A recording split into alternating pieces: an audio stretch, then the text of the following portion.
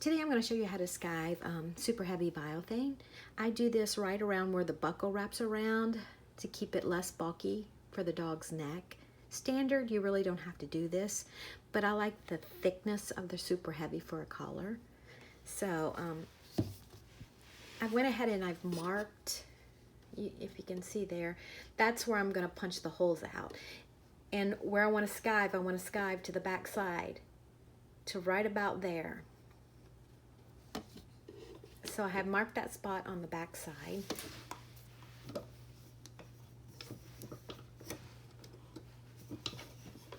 And I'm going to slide it through my skiver right just after my mark. And as you can see, it gave a nice skive. And then the buckle will go right there and it'll make a nice thickness for the buckle and the dog's neck. Okay, next I'm going to show you how to punch the holes, and then I'll put the buckle on and show you what it looks like in the next video.